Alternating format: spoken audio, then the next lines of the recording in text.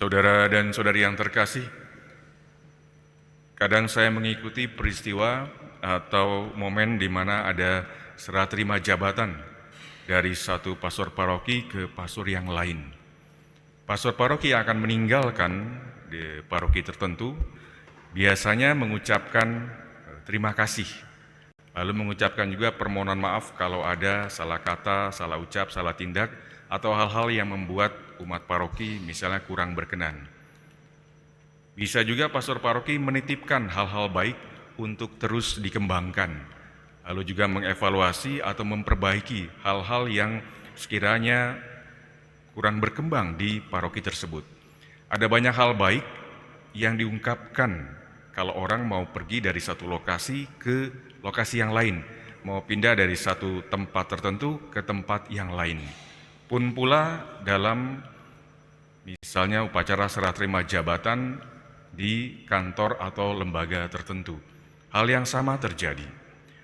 Juga mungkin kita pernah mengalami, menyaksikan atau melihat secara langsung orang yang akan meninggal dunia. Dalam keadaan sadar, beberapa orang masih menitipkan pesan kepada keluarga. Misalnya seorang ibu, seorang bapak berkata kepada anak-anaknya supaya hidup damai satu sama lain, karena kita semua satu saudara, satu keluarga. Bisa juga seorang bapak mengatakan, tolong jaga atau rawat ibumu baik-baik. Tapi semua hal baik itu diungkapkan oleh orang yang mau akan meninggal dunia dalam keadaan sadar supaya orang-orang yang dicintainya ini sungguh mendapatkan rahmat Allah setelah ia tidak ada. Demikian pula dengan Paulus yang mempunyai hubungan istimewa dengan jemaat di Efesus. Hari-hari sebelumnya kita mendengarkan bacaan bagaimana Paulus berpisah dengan jemaat di Efesus.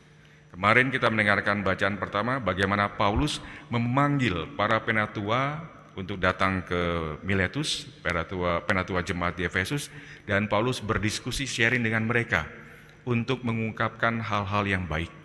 Hari ini kita mendengar bagaimana Paulus terakhir kalinya bertemu dengan para penatua jemaat di Efesus. Untuk apa? Pertama, untuk berdoa. Yang kedua, untuk menasehati mereka akan tantangan yang ada di hadapan mereka. Yang ketiga, untuk menyampaikan, mengucapkan, dan mengharapkan segala hal baik yang akan terjadi. Harapan Paulus kepada Allah supaya apapun yang terjadi, terjadilah yang baik kepada anggota, saudara, dan jemaat di Efesus. Saking dekatnya hubungan mereka, maka ketika mau berpisah, mereka memeluk Paulus dan menciumnya berulang kali karena mereka tahu pada saat itulah kali terakhir mereka melihat Paulus. Yang bagus, tadi awalnya saya katakan tadi, Paulus membawa mereka dalam doa-doa secara pribadi kepada Allah. Sementara Yesus dalam bacaan Injil juga mengeluarkan semua kata-kata baiknya, harapan yang baik untuk berdoa kepada Allah Bapanya, supaya Bapanya memelihara para murid dan pengikutnya, supaya sukacita penuh dalam diri para murid dan pengikut-pengikutnya, supaya Allah Bapa juga melindungi. Dan yang paling bagus lagi adalah Yesus meminta Bapa menguduskan para murid dan para pengikutnya. Artinya, karena kedekatan pribadi antara Yesus dengan Bapanya, maka dia meminta segala sesuatu yang baik terjadi. Bapa, kalau saya tidak ada, tolong segala sesuatu yang baik terjadi kepada murid-murid saya, kepada orang-orang yang saya cintai. Saudara dan saudari yang terkasih, mari pada kesempatan Ekaristi pagi ini dan juga pada hari ini kita sama-sama berdoa. Yang pertama untuk orang-orang yang kita kenal dan orang-orang yang kita cintai.